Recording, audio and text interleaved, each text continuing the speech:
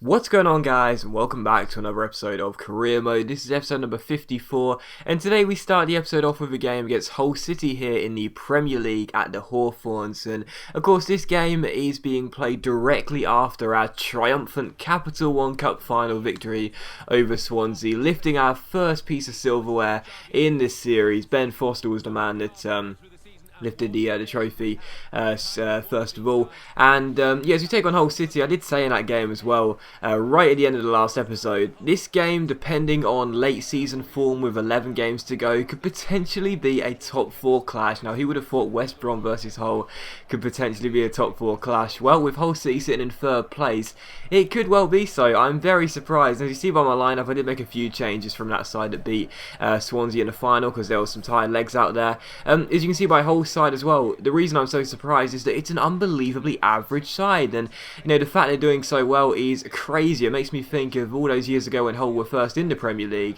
and they did so well in the first half of the season when they were just flying so high, and then of course in the second half of the season they had the Phil Brown antics and so on and so forth, which sort of spiraled down, and they only just kept themselves up. But this year, instead of them losing form in the second half of the season, they've kept it up. It's fantastic to see, so good to see for Hull fans. But anyway, the first chance fell to us, which the header hit the bar, and in the 45th minute on the stroke of half time, it was the away side sitting in third place who took the lead. Very, very unfortunate goal there. The cross came in, we failed to get the ball away, and really it was a simple finish in the end for, I think it was Abel Hernandez who put it in. Very, very simple finish, because I think it was Zambrano in the area, or possibly Vestergaard, maybe a mix of the two. Didn't stick tight enough, and unfortunately it was indeed the Uruguayan who got his 6th goal of the season to make it 1-0. So very, very poor there. That was poor defending by me, and poor marking and positioning by the AI automatically. But directly from kickoff, we get ourselves the ball here. Savanier finds Jordan Henderson. He finds Malumbu. First time ball into Mbai Niang, and Niang levels the scoring pretty much directly from kickoff. So 2 goals getting scored in the stroke of half time. The 4th official must be getting an earache from both me and Steve Bruce, as we were both wondering how on earth our goals were scored so late on in the half. But still, it was West Brom 1, Hull City 0. Nice little ball through by Malumbu there, and Niang, we've said it a couple of times now, his finishing stat is so low, yet that's his 15th goal in the Barclays Premier League. It just goes to show how irrelevant that stat is, I guess. But anyway, it's West Brom 1, Hull 1. And 10 minutes after the restart here, Kevin Savanier finds Jordan Henderson. Henderson plays it inside towards Victor Anichebe. Anichebe turns his man, chips it inside. Jordan Henderson wins the header, scores for us, makes it West Brom 2, Hull 1. But the scoreboard doesn't change, and rightfully so, because the flag is up for offside. And I was beginning to celebrate with Henderson there, and I thought, get in, it's a massive goal for us here. But unfortunately, it was chalked off for offside. And as you can see, it is very, very tight. But the linesman did indeed get it right, and the former Liverpool man is denied his 2nd goal for the club, so still 1-1. And late on in this game it was still level, but in the 89th minute Chris Brunt collects the ball, rolls it through towards Saido Berahino. Berahino gets some skill, puts it past McShane, keeps on going, cuts onto his right foot, crosses the ball in. Niang wins the header, and it goes just wide of the post and out for a goal kick. So Niang almost getting his 2nd of the game and winning it late on, but unfortunately he didn't, and it was how the game finished. So West Brom 1, Hull 1. A pretty frustrating result, because we had the lion's share of the chances, although there weren't too many, to be honest.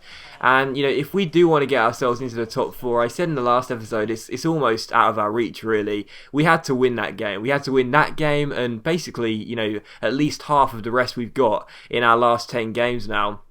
We could only draw it, and that's not going to be good enough. So, as I said in the last episode, top 4 is basically it's not out of our hands, obviously, but it's well, technically it is, but it's something which is pretty much out of our reach now. If we're going to get into the top 4, we're going to require some serious slip-ups, and let's be honest, AI teams on career mode don't slip up as often as you'd like them to. But anyway, for the 2nd and final game of today's episode, it comes in the Europa League against Liverpool here at the Hawthorns. And of course, I did say in that last episode as well, right at the end, this is of course the round of 16 tie, an all-English affair with another 3 teams also in the Europa League still, in Spurs, Newcastle and Chelsea. But as we take on Liverpool, this was going to be a massive, massive game for us. And of course, our attention has now shifted to the Europa League after our Capital One Cup triumph. It was amazing to win that tournament. We're very pleased to get our hands on our first piece of silverware this year. It does mean, regardless of our league finish, we'll be playing in the Europa League again next season, but But now the Premier League and the top four is seemingly out of reach and most likely not going to happen.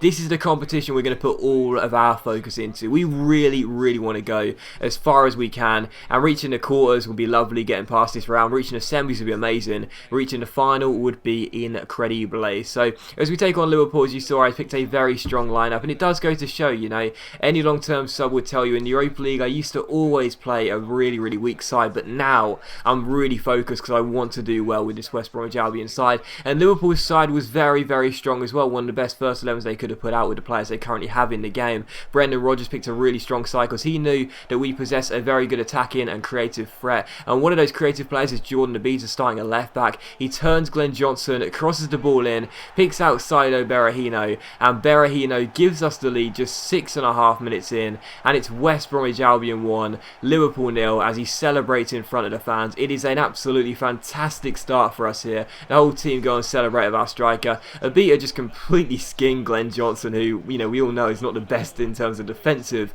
of right backs, but he's not too bad. But even so, Abita made mincemeat out of him there, crossed the ball in, and Skirtle's marking was really poor. He lost out, his jump was terrible, he mistimed it completely. Berahino capitalised and made it West Bromwich Albion 1, Liverpool 0. So perfect start for us here at the Hawthorns, and in the 27th minute Patrick Roberts skips past Paul Pogba and strikes it, and Mignolet has to tip the ball over the bar to stop himself being caught out there. So still 1-0 from the corner. It's crossed in by Wellington Silva in towards Berahino. Mignolet doesn't get to it, but Steven Gerrard clears the header off the line and he keeps it at 1-0. And in the 37th minute, Liverpool came forward, and if it wasn't for a great save by Ben Foster, Mario Balotelli would have levelled the scoring. But in the 45th minute, we go on the break here, or try to, but we give the ball away. Liverpool go down the left-hand side. Paul Pogba takes on Gamboa, crosses the ball in, picks out Balotelli, and this time he can't put his attempt on target. His header goes over and out for a goal kick. So 1-0 was the score at half time, and as we approached the hour mark here, it was still 1-0, and nothing had really happened at the start of the second half. But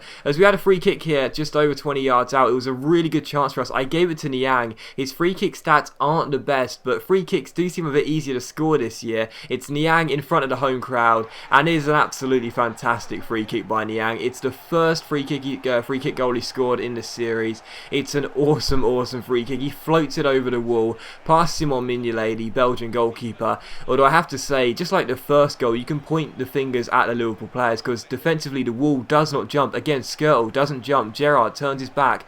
Another Liverpool player in the wall there, I think it was Pogba, yes, turns his back, and obviously Balotelli moved out of the wall. It's really, really poor from the wall there. I used to play in goal. If you set your wall, you want them to be solid, jump, and work as a group. In that case, they did not do that, and Niang scored a wonderful free kick. So you can't take anything away from it, but even so, it was poor from a Liverpool point of view, and it was 2-0. And in this game, as you can see, I played a really high press, and again it worked out here as Balotelli gave the ball away. Jakob slid the ball inside towards Berahino, who turns Martin Skirtle, who was having an absolutely diabolical game, and Berahino was capitalising his second goal of the game. He also won the free kick, which Niang scored as well, and Skirtle was just all over the place. He really was. He could not cope with Berahino up top, and he was just making mincemeat out of him on every occasion, and I'm surprised that Rodgers hadn't substituted him, because he just couldn't cope with us. That made it West Brom 3, Liverpool 0, and as I said, I picked a very strong side. I was really, really focused in this game. I was desperate to have a very good first leg and then take it to Anfield with a very good scoreline, and 3-0 was a dream scoreline for us, but it could have got even better in the 81st minute as Abita plays an incredible ball forward towards Danny Ings, who chips it through to Berahino, and it does get better. It's a hat-trick for Saido Berahino, the best game of his career so far in the game. It was an absolutely brilliant finish as well. Great ball by Jordan Abita, 1 assist and a second assist for him in this game, and a great little chip by Ings there over the top of Glenn Johnson, and what a finish by Berahino. And you can see Skirtle there running into the box. He was so poor in this game, again well out of position, but again, you can't take anything away from that finish by Berahino. Absolutely perfect first time volley into the bottom corner. West Bromwich Albion 4, Liverpool 0, and this season we've had a couple of famous nights at the Hawthorns already that that victory against Arsenal, the 4-0, the 2-1 game against Napoli. Well, this game is going to be up there with both of them. It finishes 4-0. The last chance fell to Sterling, but his shot went wide. It finishes 4-0, and we have a healthy lead going into the second leg away at Anfield. And I won't say we got one foot in the quarterfinals, but let's just say that we're certainly going to be thinking about possible teams we might face in the next round. But as always, guys, a big thank you for watching the video. I really hope you have enjoyed it. If you have enjoyed the episode, then please do leave a like, because it is much appreciated, and of course it really does help my channel out. And I will see you for the next episode of Career Mode tomorrow, where we'll have the first of 6 episodes of Career Mode in 3 days.